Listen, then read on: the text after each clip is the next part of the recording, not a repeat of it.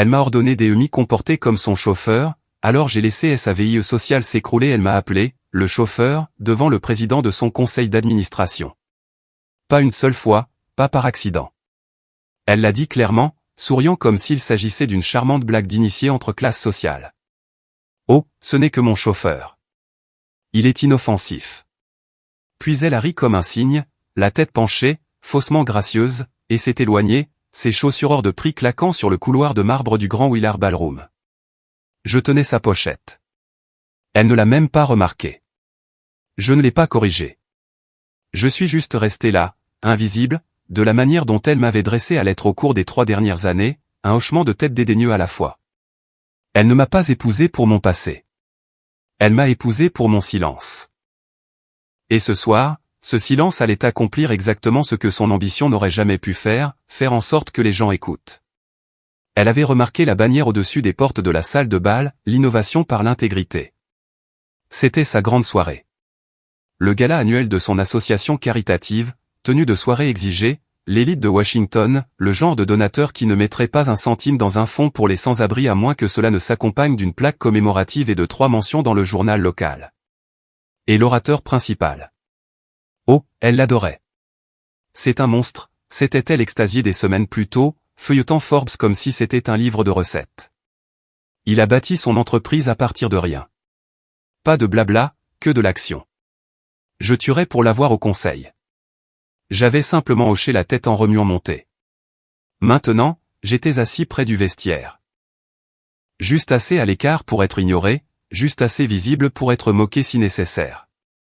Elle savait exactement comment me positionner. Le ticket du voiturier reposait encore dans ma poche. Mon costume, taillé sur mesure mais usé, ne criait pas la richesse. Il la murmurait, si l'on savait où écouter. 3 tables plus loin, 2 femmes chuchotaient au-dessus d'une tablette. L'une a pointé discrètement, ses yeux se dirigeant vers moi. C'est lui, articula-t-elle sans un son. L'autre leva les yeux, cligna 2 fois des paupières et couvrit sa bouche. Elle m'avait reconnu. Pas elle. Elle était occupée à se présenter à un directeur de fonds spéculatifs, riant un peu trop fort à quelque chose d'ennuyeux, brossant un fil imaginaire de sa manche comme si elle était à sa place. Elle a toujours pensé que la proximité du pouvoir équivalait à le posséder. D'ailleurs, si vous lisez encore ceci et que vous n'êtes pas encore abonné, il va falloir que vous cliquiez sur ce bouton. Vous n'avez aucune idée à quel point cela motive notre petite équipe à continuer de publier ces histoires quotidiennement. Sérieusement, 90% des gens écoutent et s'en vont. Ne soyez pas comme eux. Vous êtes déjà si loin dans l'histoire. Engagez-vous. Nous nous engageons envers vous. Revenons à elle. Elle était douée pour arborer des masques. Elle avait pratiqué cette élégance sans effort dans le miroir avant chaque dîner du conseil. Appris à parler sans vraiment rien dire. Mémorisé de petites anecdotes sur des gens célèbres qu'elle n'avait jamais rencontrés. Répéter chaque rire. Mais son plus grand rôle fut de me cantonner à quelque chose d'oubliable. Un arrière-plan inoffensif. Je l'ai regardé faire la bise à un investisseur de la tech et laisser tomber nonchalamment qu'elle avait passé du temps à Aspen avec l'orateur principal l'année dernière. Mensonge total. Nous étions à Aspen. Elle a eu le mal des montagnes et a passé 3 jours à vomir dans les serviettes de l'hôtel. La seule chose qu'elle ait partagée avec cet homme fut le même ascenseur, une fois, et elle ne l'a même pas reconnu. Mais cela ne l'a pas empêchée de se vanter comme si elle connaissait sa commande de café habituelle. Pendant ce temps, derrière le rideau de la scène, une assistante de production chuchotait à une autre, tenant une photo floue que quelqu'un venait de leur envoyer par SMS. « C'est vraiment lui ?» demanda-t-elle. « Impossible », répondit l'autre en chuchotant. « On ne l'a pas vu en public depuis une décennie. J'ai vu les initiales de l'orateur gravées sur le programme du gala. Je les avais vues auparavant. Je les avais gravées moi-même il y a longtemps sur le premier mémo d'investisseur qu'il ait jamais envoyé à une société de capital risque. Je l'ai imprimé, agrafé et posté à la main alors qu'il codait encore depuis les toilettes d'un WeWork. C'était avant que le monde ne l'appelle un génie. Avant que la presse ne lui donne une douzaine de surnoms, avant qu'il n'apprenne à nouer une cravate sans ressembler à un gamin mal à l'aise le jour de son procès. Avant qu'il ne soit quelqu'un, il savait qu'il avait fait. Mais ma femme, elle, était trop occupée à rire d'une histoire qu'elle ne comprenait pas et à siroter un vin qu'elle ne pouvait pas prononcer correctement. Elle ne le savait pas encore, mais l'histoire de sa vie venait d'atteindre son dernier chapitre. Et l'homme assis près du vestiaire, son chauffeur, tenait la plume. Elle flottait de conversation en conversation comme une débutante à Versailles, mais avec moins de sincérité. Chaque table était une nouvelle occasion de se gonfler un peu plus, de jouer son identité soigneusement élaborée. La mondaine, la philanthrope autodidacte, la femme qui a bâti son réseau grâce à son charme, son esprit et une mémoire prétendument photographique de qui était assis ou lors du dîner de vente aux enchères de l'année dernière. Nous avons rencontré l'orateur l'année dernière à Aspen, a-t-elle dit à un lobbyiste d'un groupe d'énergie propre. Il était si simple. Pas d'entourage, rien, juste du génie pur dans une polaire Patagonia. Cette polaire Patagonia était la mienne, d'ailleurs. Elle l'avait empruntée quand son manteau de laine hors de prix n'avait pas supporté le froid réel. Mais bien sûr, appelons ça un moment de complicité avec un milliardaire. J'étais toujours près du mur. Un autre serveur m'a offert une serviette en papier et m'a demandé si j'avais besoin de quelque chose. De l'eau, ça ira, ai-je dit. Il l'a apporté dans une flûte à champagne, comme si j'étais quelqu'un. Le pauvre gamin pensait probablement que j'étais l'un des donateurs silencieux. Peut-être un Scandinave reclus avec un goût pour l'anonymat. Elle n'a jamais jeté un regard dans ma direction, pas une seule fois. Pas même un éclair de reconnaissance ou un sourire poli pour maintenir l'illusion. Je ne m'y attendais pas. Elle était devenue experte pour m'effacer de sa vie, surtout dans des pièces comme celle-ci. Des pièces remplies de gens qu'elle avait désespérément besoin d'impressionner. Elle touchait les bras des gens quand elle riait, penchait la tête comme si elle était profondément émue par des histoires banales. Répétait les prénoms sur ce ton calculé que les gens utilisent quand ils veulent paraître émotionnellement intimes avec quelqu'un qu'ils viennent de rencontrer. Elle n'a pas remarqué les remous, mais moi si. Derrière la station audiovisuelle, l'une des coordinatrices du gala s'était figée, téléphone à la main. Elle a montré une photo floue à un homme portant un casque. « Où as-tu eu ça ?» a-t-il demandé. Caméra des coulisses. Regarde qui est assis près du vestiaire. Il a plissé les yeux. C'est bien qui je pense ? Impossible, a-t-elle chuchoté. Il a disparu après le rachat de Kesley. Personne ne l'a vu depuis. Il fixait la photo comme si c'était un fantôme. Pendant ce temps, ma femme souriait à un membre du conseil et disait « Oh, et si vous avez besoin d'aide pour contacter Lial, je peux probablement lui glisser un mot, vous savez, depuis Aspen. » Lial, l'orateur principal, l'homme dont le nom était sur chaque programme, chaque écran, chaque chuchotement dans la salle de bal. L'homme dont toute l'entreprise reposait sur les épaules d'un étranger près du vestiaire. Il y a une étrange satisfaction à regarder quelqu'un mentir avec assurance à propos d'un souvenir qu'il n'a jamais eu. C'est comme regarder un danseur aux yeux bandés valser sur une scène dont il ne sait pas qu'elle est en train de s'effondrer sous ses pieds.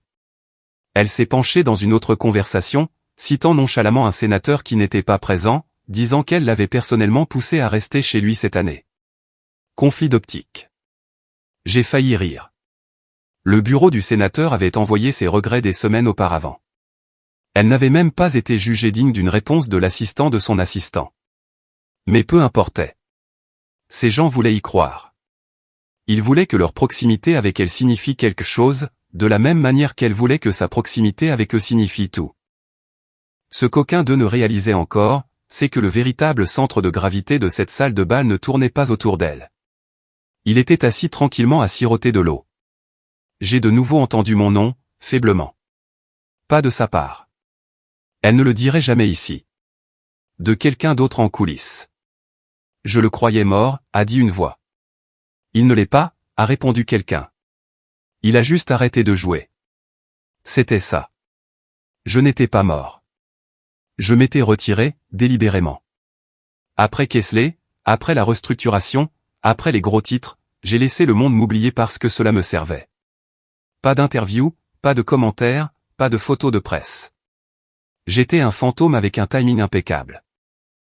Et maintenant, dans cette salle pleine de grimpeurs désespérés et de titres creux, le mythe qu'ils pensaient disparu orbitait tranquillement autour de la femme même qui avait passé 3 ans à essayer de devenir quelqu'un en effaçant ce que j'avais été. Elle n'avait aucune idée que le mythe était sur le point de parler. Ou qu'il se souvenait de tout. Il y a 10 ans, je l'ai rencontré dans une cage d'escalier qui empestait le café brûlé et les rêves déçus. Son nom était Lial à l'époque, juste Lial. Pas de titre, pas de fanfare, juste un décrocheur du MIT à la langue bien pendue avec 27 $ sur son compte en banque et un tableau blanc rempli d'idées arrogantes. Il venait d'être licencié de Logeant, une entreprise qui s'était effondrée sous son propre poids et son incompétence. La dernière chose qu'il a dite à son manager était « Vous le regretterez quand je posséderai vos fournisseurs ». J'aimais son feu. Je détestais sa présentation, mais je suis resté, j'ai écouté, j'ai posé des questions auxquelles il ne pouvait pas répondre juste pour voir s'il serait décontenancé. Il ne l'a pas été. Il a admis ce qu'il ne savait pas, et 3 jours plus tard, il m'a envoyé les réponses par email avec des citations. Alors, je les finançais. Pas avec un chèque public ou un fonds d'investissement providentiel truffé de relations publiques. Discrètement, depuis un compte qui ne remontait pas à mon nom. Je n'avais pas besoin d'une autre plume à mon chapeau. J'en avais déjà trop. Ce que je voulais était simple, construire quelque chose qui comptait, par l'intermédiaire de quelqu'un qui avait encore l'énergie de s'attaquer aux géants. J'ai façonné l'entreprise depuis l'ombre. J'ai choisi son premier responsable de la conformité, réécrit sa table de capitalisation pour éviter les investisseurs cannibales. J'ai fait passer ses dépôts de brevets à travers le labyrinthe de la bureaucratie en faisant appel à des faveurs de cabinets d'avocats avec qui je n'avais pas parlé depuis des années. En retour, j'ai demandé une chose, que mon nom reste en dehors de tout ça. Il a accepté, à contre-cœur au début. Puis, après le premier trimestre à $1 million, avec gratitude. Quand l'entreprise est entrée en bourse, il a écrit une lettre de remerciement. Il ne l'a jamais envoyée. Au lieu de cela, il l'a fait encadrer dans son bureau. Je le sais parce que je l'ai vu. Discrètement, je suis allé dans ce bureau. Nous avons partagé un café depuis. Mais nous avons gardé nos rencontres privées, toujours officieuses. Il n'a jamais oublié, et je ne le lui ai jamais rappelé. Ce soir, il était l'orateur principal, l'homme que tout le monde appelait visionnaire, l'enfant prodige de l'innovation parti de rien. Et moi. J'étais un bruit de fond dans son récit. Même pas une note de bas de page, par dessin. Mais il y a toujours un moment dans chaque illusion où le rideau commence à vaciller. Et quand il le fait, ceux qui sont les plus proches des projecteurs se brûlent les premiers.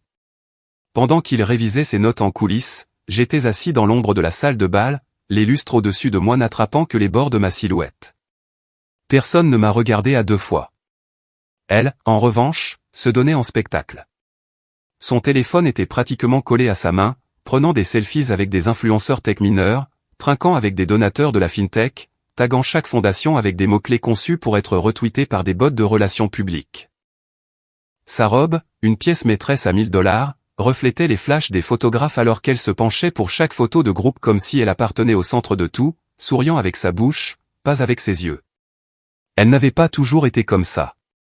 Quand nous nous sommes rencontrés, elle détestait ce genre d'endroit.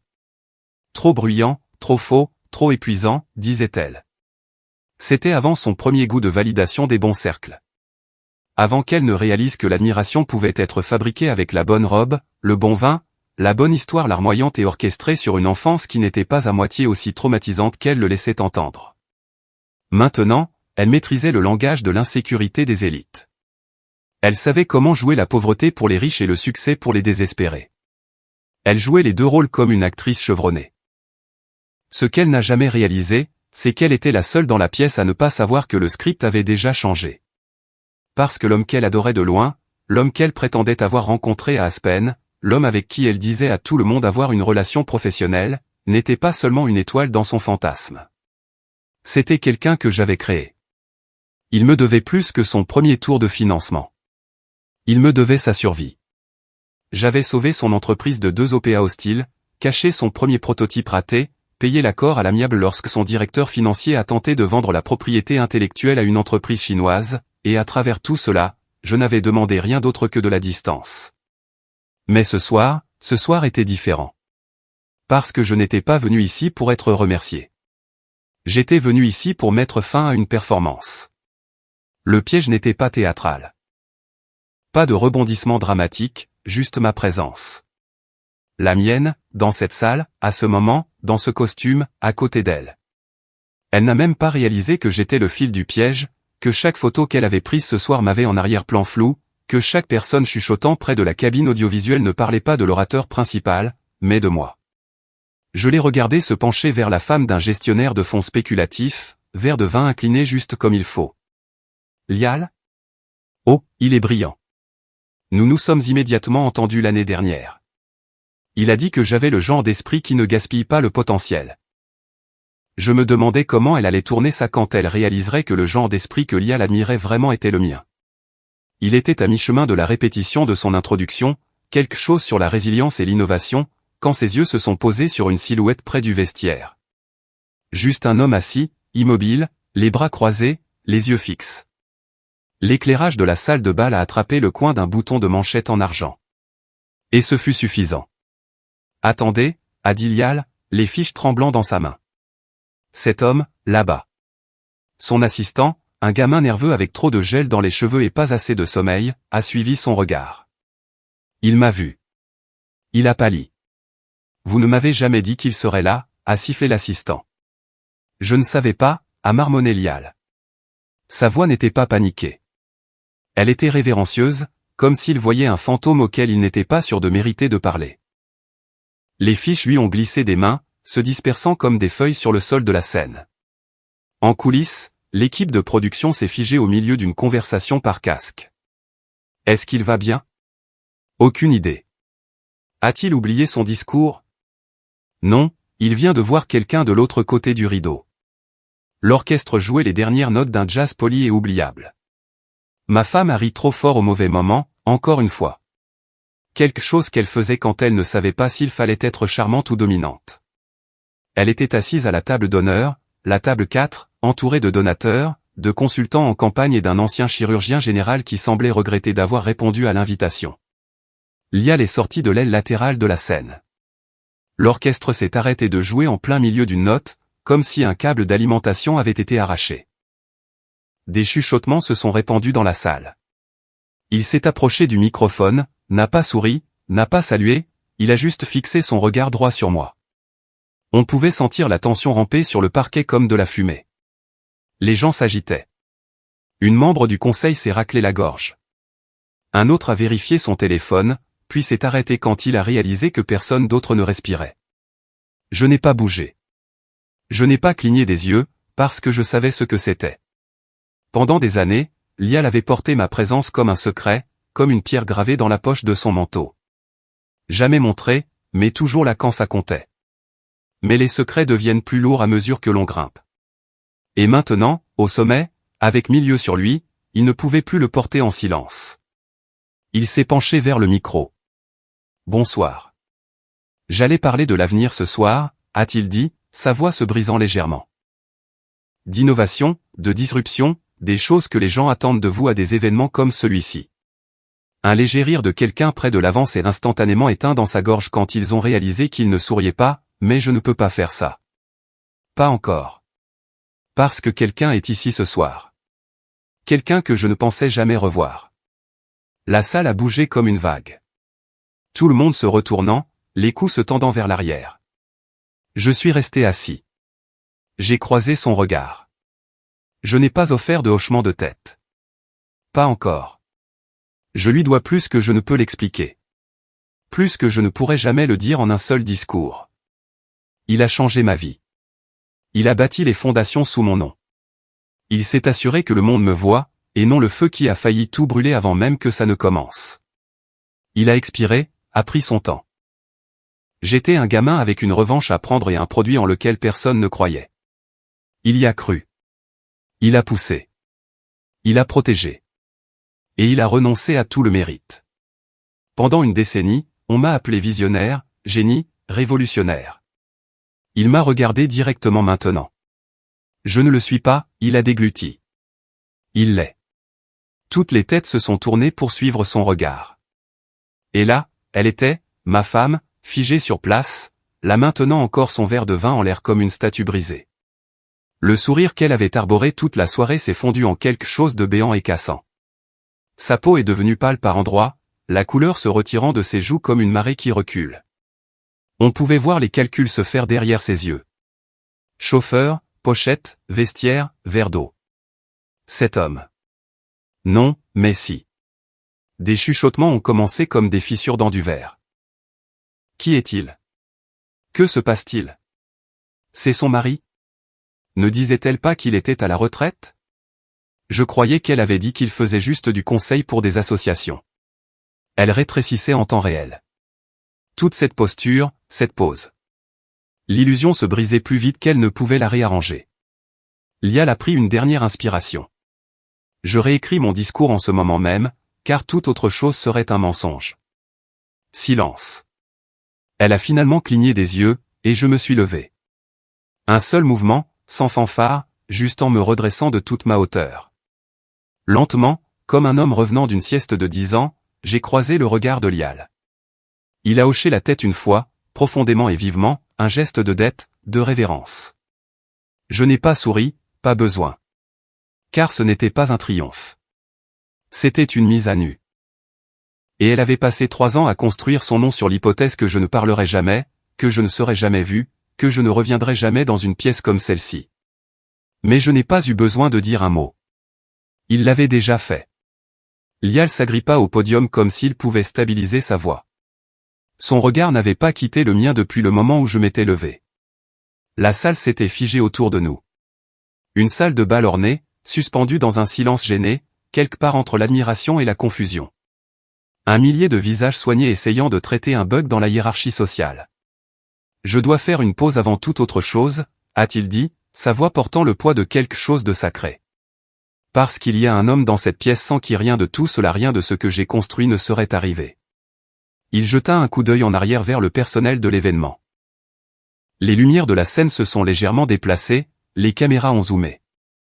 Cet homme ne parle pas à la presse. Il ne prend pas le crédit. Vous n'avez jamais vu son nom dans TechCrunch ou Forbes. Mais je peux le dire avec une clarté absolue, il m'a construit. Et je le pense de toutes les manières possibles. Puis il a fait quelque chose que je n'attendais pas. Il a reculé du micro, juste de 2 pas, s'est tourné complètement et a pointé du doigt. Pas vers les rangées VIP, pas vers les sièges du conseil. Vers moi. Je suis désolé, a-t-il répété, plus bas cette fois, presque stupéfait. C'est lui? Des halètements. De vrais halètements. Le souffle collectif d'une salle de bal retenue à travers des lèvres pincées. Et à cet instant, tous les yeux de la pièce se sont tournés vers elle. Elle n'avait pas bougé. Le verre de vin était toujours en l'air, les doigts figés autour du pied comme un mannequin en plein toast. Ses lèvres s'entr'ouvrirent légèrement, comme si sa réponse avait commencé à se former, mais n'avait jamais obtenu l'autorisation de quitter sa gorge. Elle ne clignait pas des yeux. Elle recalculait, réécrivant les 3 dernières années dans sa tête, rejouant chaque moment où elle m'avait rabaissé devant des amis, chaque fois qu'elle avait ri trop fort à une blague du genre « il est juste silencieux », chaque brunch de donateur où elle m'avait présenté comme un « ancien consultant qui aime lire au bord du lac ». Mais maintenant le récit avait changé. Les donateurs à sa table chuchotaient. Son assistante, qui avait toujours imité son comportement comme un chien de salon, regardait maintenant entre nous avec de grands yeux tremblants. De l'autre côté de la pièce, 2 hommes d'un fonds de technologie de défense chuchotaient furieusement derrière leurs mains. L'un d'eux tenant un téléphone avec une image de moi datant de plus de 10 ans, recadrée d'une vieille photo d'équipe, longtemps enterrée, longtemps oubliée par tout le monde sauf ceux qui comptaient. Une femme se pencha vers elle. « Vous avez dit que votre mari était à la retraite. » Elle ne dit rien. Je l'ai regardée droit dans les yeux. Aucune émotion, juste la même immobilité qu'elle avait toujours confondue avec du détachement. Elle avait passé des années à confondre le silence avec l'insignifiance. Maintenant, elle apprenait ce qu'était réellement le silence. Lial s'est raclé la gorge. Cet homme là-bas, son nom n'apparaîtra pas sur le programme de ce soir, mais je vais le dire quand même, parce que je lui dois bien ça. Nous le lui devons tous. Son nom est Mason Rourke. Et juste comme ça, la pièce a expiré. Mason Rourke. Pas chauffeur, pas consultant, pas plus un. Le nom a tranché le bruit comme un scalpel. On pouvait le voir sur leur visage. Une reconnaissance soudaine. Ceux qui étaient vraiment puissants dans la pièce n'étaient pas choqués. Non, ils étaient embarrassés. Embarrassés de ne pas l'avoir repéré plus tôt. Embarrassés d'avoir fait la causette avec les mauvaises personnes, de ne pas avoir su qu'il était là. Mon nom n'était pas sur la liste des invités parce que je n'avais pas eu besoin d'une invitation. Elle a finalement baissé le verre de vin, lentement, prudemment, comme si elle désamorçait une bombe faite de cristal et de honte. L'un des donateurs de son conseil, un homme cassant avec une poignée de main comme une asperge trop cuite, a penché la tête. Vous l'avez épousé. Pas de réponse. Pourquoi n'avez-vous rien dit, demanda-t-il, confus et un peu accusateur. Mon Dieu, vous parlez de Lial depuis des mois. Toujours rien. Juste le faible bruit de la glace qui se tasse dans des verres intacts. Puis j'ai bougé, juste un peu, un petit geste. Je me suis redressé, j'ai fait un lent hochement de tête à Lial, rien de performatif, rien de grandiose. Et c'est ce moment, ce hochement de tête, qui a brisé toute illusion à laquelle elle s'accrochait encore. Parce que je ne me cachais plus. Je ne suivais plus son script. J'étais la réécriture. Son regard a vacillé comme une ampoule mourante.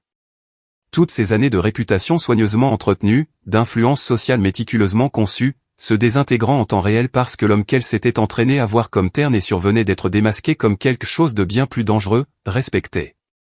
Et pire que ça, remémoré. Au moment où Lial s'est éloigné du microphone, la pièce a éclaté.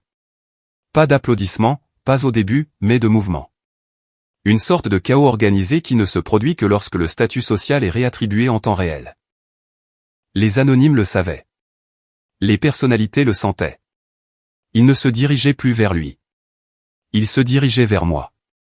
Des cadres, des donateurs, des analystes, même deux politiciens, dont l'un avait voté contre un projet de loi fiscale sur la technologie que mon ancienne entreprise avait pratiquement rédigé en sous-main. Maintenant, ils voulaient me serrer la main comme si j'étais ressuscité des morts.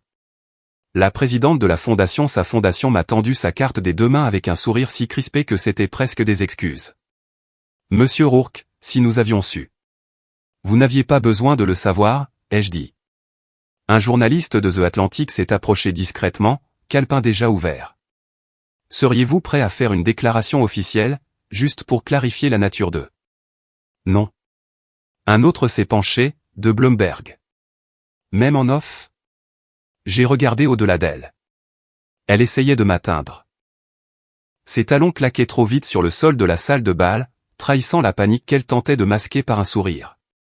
Elle serrait son téléphone dans une main comme si c'était une sorte de bouée de sauvetage social, jetant des coups d'œil à l'écran entre chaque pas. Les notifications devaient déjà affluer. Elle a traversé la foule comme une femme luttant contre un courant qu'elle ne comprenait pas, maçonne, dit-elle un peu trop fort. On peut parler? Lial s'est tourné à son approche. Il n'a pas caché son dédain. Je me suis tourné vers elle, lentement, délibérément, lui faisant sentir chaque seconde de la distance qu'elle avait mise entre nous au cours des 3 dernières années. Sa voix a baissé. Je ne savais pas.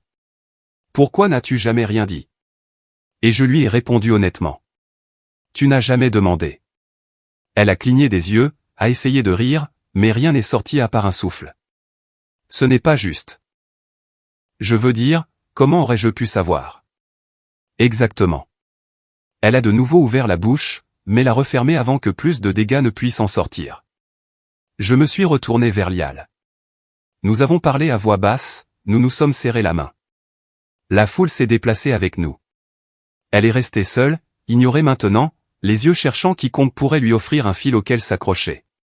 Personne ne l'a fait. Plus tard dans la nuit, elle a essayé d'appeler son père. Pas de réponse. Il était probablement déjà au courant. Il a toujours été plus rapide qu'elle pour lire les marées sociales. C'est ainsi que son cabinet a survécu à tant de scandales. Il se retirait avant l'arrivée des caméras. Elle était assise sur le siège passager de notre voiture comme une femme sur une corde raide qui venait de se rompre. Pas de retouche de maquillage. Pas de faux sourire. Juste le silence et des pupilles mouvantes. À la maison, pendant que je me versais un verre de vin pas pour elle, son téléphone vibrait toutes les 3 secondes. Email, message direct, appel manqué. Puis est venu le SMS de son assistante en relations publiques, Hey, petite question. Pourquoi ne m'as-tu pas dit que tu étais marié à Mason Rourke? Les photos sont-elles réelles? On vient de recevoir une demande d'interview pour toi de MarketWatch. On doit t'accepter? Puis un autre du trésorier de son conseil d'administration, je reçois des appels. Nous devons clarifier ta position.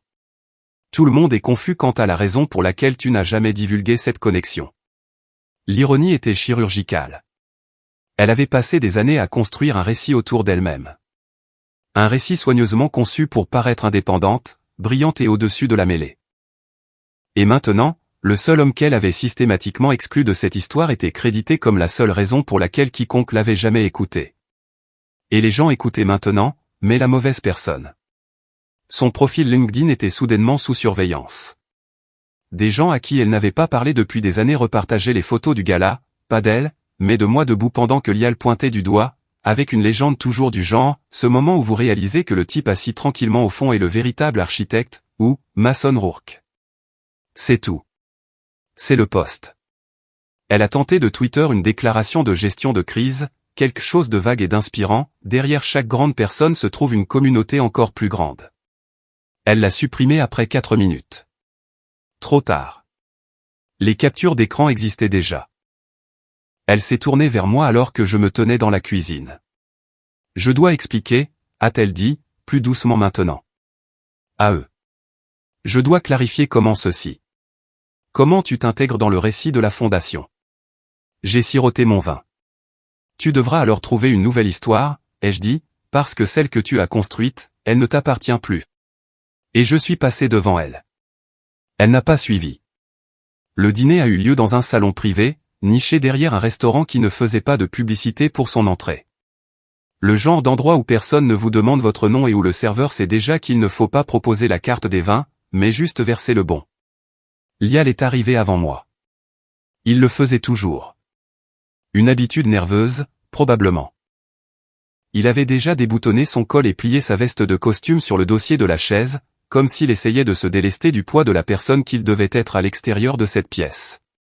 Pendant l'heure qui a suivi, il ne voulait pas être un messie de la technologie ou un orateur principal ou le visage d'une marque d'1 milliard de dollars. Il voulait juste parler à l'homme qui lui avait un jour dit sans embâge, « Ton code est bon, mais ton instinct est meilleur. Fais-lui plus confiance qu'aux données. » Je me suis assis. Il n'a pas parlé tout de suite. Il a simplement fait glisser un dossier sur la table. À l'intérieur, 3 accords notariés, tous datés du dernier trimestre de l'année précédente. Des documents légaux transférant à mon nom les droits de vote consultatifs dans ces entreprises. Pas des actions honorifiques, le contrôle. Pourquoi maintenant, ai-je demandé, sans l'ouvrir encore? Parce que j'attendais le moment où je pourrais le dire en personne, a-t-il dit, fixant son verre intact. Tu m'as sauvé la vie, Mason. Tu as fait plus que construire l'entreprise, tu m'as construit moi. Et j'ai construit beaucoup de ça, peut-être trop, en prétendant que je n'avais pas besoin de le dire à qui que ce soit.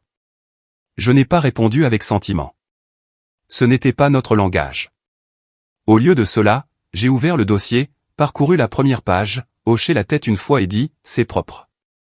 Il a expiré, et dans ce souffle, j'ai vu le fardeau le quitter. Pas la culpabilité. La culpabilité vivait en lui depuis trop longtemps pour partir maintenant. Mais l'obligation, le genre qui ne disparaît pas tant qu'elle n'est pas honorée.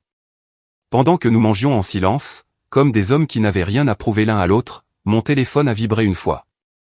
Je n'ai pas vérifié. Je savais déjà qui c'était. De l'autre côté de la ville, le sol sous ses talons aiguilles s'effondrait. Le conseil d'administration de sa fondation, secoué par les retombées publiques et stupéfait par la rapidité de la réaction en ligne, avait convoqué une réunion d'urgence. Elle n'était pas invitée. Ils ont cité un « examen interne de la conduite et des incohérences narratives », ce qui se traduisait par « vous avez menti sur l'identité de votre mari et maintenant vous représentez un risque pour notre image ». 2 des plus anciens membres du conseil, dont un qu'elle avait forcé à une retraite anticipée l'année dernière, étaient revenus pour le vote. Ils n'étaient pas venus pour se venger, mais pour obtenir des éclaircissements. Ils avaient autrefois soulevé des inquiétudes concernant ses dépenses, sur l'optique de son image soignée. À l'époque, elle les avait fait taire avec des murmures d'influence et de proximité avec le pouvoir. Maintenant, ce pouvoir avait changé de pièce. Elle a essayé de faire appel à des faveurs. Personne n'a répondu. Elle a essayé d'envoyer des SMS à ses alliés. Message lu, pas de réponse. La salle où les décisions étaient autrefois siennes avait verrouillé sa porte. Et moi, j'étais là, mangeant un steak en silence pendant que l'entrepreneur le plus célèbre de la dernière décennie me versait un autre verre de vin. Il m'a posé une question. Vas-tu revenir sur la scène publique? J'ai souri. Pourquoi ferais-je ça? C'est plus amusant comme ça. Il a hoché la tête. Compris immédiatement. Il ne s'agissait pas de gloire. Il s'agissait d'influence. Et l'influence n'a pas besoin d'un projecteur. Elle a juste besoin de poids. J'ai signé le dossier après le dessert, je le lui ai rendu. Pas de fanfare, a-t-il demandé. Juste envoyer les mises à jour au service juridique. Laisser les documents parler d'eux-mêmes.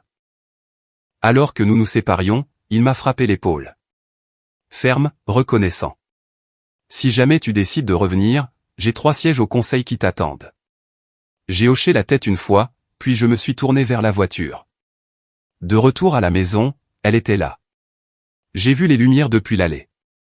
Sa silhouette arpentant le couloir de l'étage comme un oiseau piégé dans une cage de verre.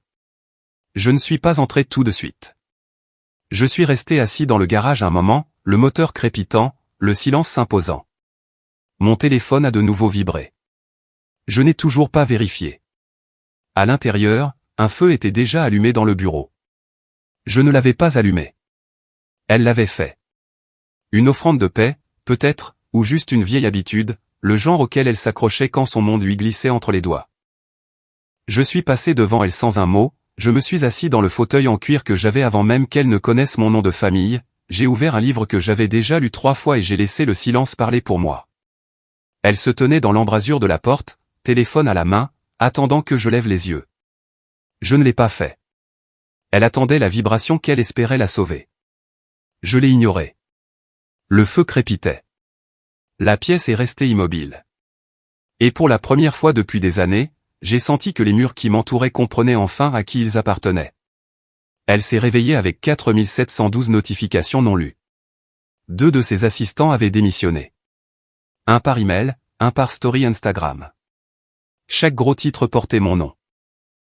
Son visage, figé en pleine expression, faisait la une de Tech Insider, Forbes en ligne, et le plus douloureusement, de Women Who Lead Weekly, la même publication qu'il avait autrefois couronnée, le prochain géant discret de la philanthropie. Maintenant, leur bandeau lisait, l'architecte silencieux derrière le rideau, comment le retour de Mason Rourke a fait dérailler un mensonge soigneusement élaboré. L'article n'était pas brutal. Il était chirurgical. Pas de diffamation, juste des faits, juste des captures d'écran, juste des extraits d'elle sur des panels disant des choses comme « Quand j'ai rencontré Lial à Aspen, nous nous sommes immédiatement connectés sur des valeurs partagées », juxtaposées directement avec la vidéo du discours de Lial, « Je ne l'avais jamais rencontré avant ce soir ». Même les légendes ne l'épargnaient pas. Sur chaque photo du gala, elle était là, figée au milieu d'une phrase, une main levée comme si elle expliquait quelque chose de profondément important, tandis que je me tenais juste derrière elle, à moitié dans le cadre, ressemblant à ce que j'étais, la véritable histoire. Elle a essayé de poster une réponse. Un fil Twitter, le leadership, c'est apprendre. Les événements d'hier soir m'ont appris plus que je ne l'attendais. Supprimé en 7 minutes. Trop tard. Un sponsor, Riverton Logistique, un géant du transport avec des liens historiques avec mon ancienne entreprise, a publiquement annulé son don promis de 3 millions de dollars à sa fondation. Nous croyons en la transparence. Nous regrettons que notre confiance ait été mal placée. Un autre a envoyé un email directement à la fondation, avec en copie tous les membres importants du conseil. Il ne s'agit pas de savoir avec qui elle est mariée. Il s'agit des efforts qu'elle a déployés pour le cacher. Les fissures ne faisaient pas que se former, elles se propageaient rapidement. Son cercle intime, autrefois suffisant et intouchable, se fracturait. Son directeur financier a soudainement pris un congé. 2 directeurs juniors ont déposé des mémos internes demandant si son récit orchestré violait les clauses d'éthique des accords de donateurs de la fondation. Cette phrase, récit orchestré, est devenue la manière polie de dire « mensonge ». Et puis le pire, le journal local a publié un article de fond le week-end. En première page de la section économique, l'homme qui n'a jamais demandé de crédit, comment Mason Rourke a changé une génération et est resté silencieux. La photo qu'ils ont utilisée, une photo recadrée du gala. Lial en plein discours, me désignant en arrière-plan, debout, calmement. Et elle, prise entre nous deux, la bouche entr'ouverte comme un bug dans la simulation. La femme qui corrigeait autrefois les gens pour avoir mal prononcé, philanthropie stratégique, avait maintenant l'air de ne plus se souvenir de son propre nom. Elle a essayé d'appeler Lial. Il n'a pas répondu. Elle a essayé d'envoyer un email à son chef de cabinet. Elle a reçu une réponse automatique, « Merci pour votre message ». En raison d'une demande écrasante suite au gala, nous limitons les nouvelles correspondances aux partenaires précédemment établis et aux contacts vérifiés. Si vous cherchez à joindre Mason Rourke, nous ne sommes pas en mesure de faciliter le contact pour le moment.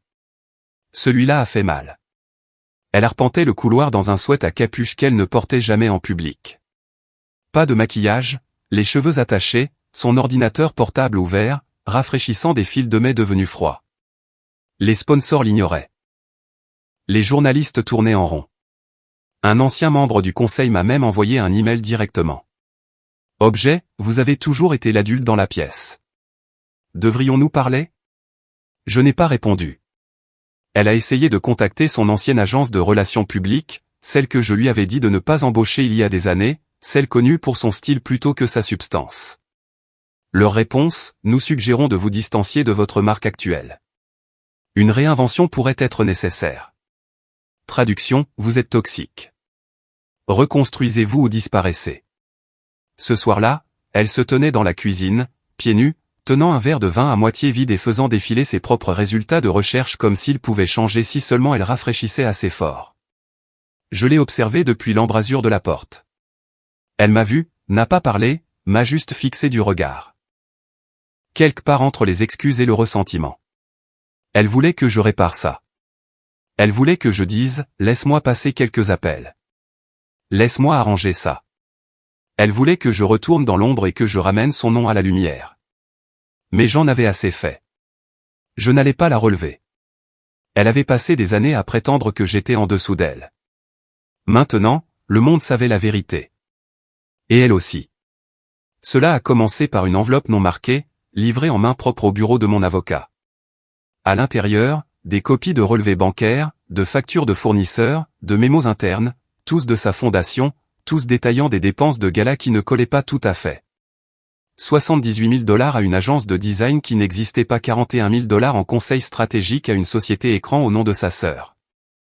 126 000 $ pour une logistique de transport qui sont allés directement à une agence de location de voitures de luxe, la même qui avait livré son Aston Martin 2 semaines avant le gala. Au bas du dossier, 2 signatures, toutes deux d'anciens membres du conseil, des hommes qu'elle avait évincés il y a 3 ans quand ils avaient commencé à poser trop de questions. À l'époque, elle les avait accusés d'être des obstructionnistes. Dit qu'ils ne comprenaient pas la philanthropie moderne. Ils comprenaient beaucoup de choses.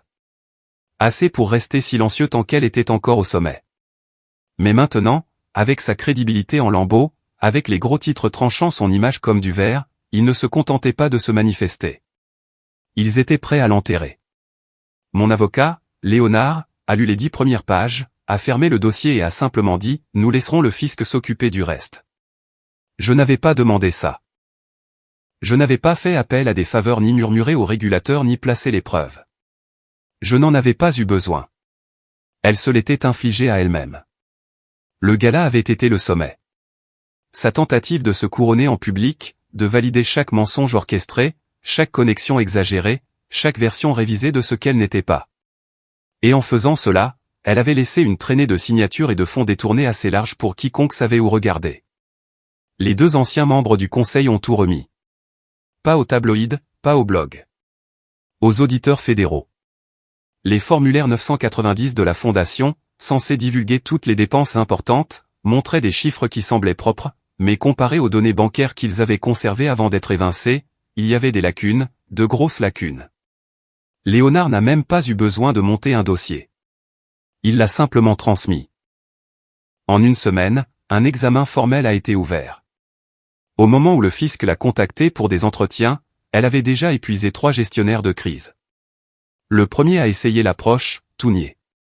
Le second voulait tout mettre sur le dos d'un comptable malhonnête. Le troisième, un de ses anciens camarades de classe de Harvard Law, lui a dit sans embâge, vous auriez dû tout avouer au moment où votre mari s'est levé à ce gala. Il a démissionné le même jour.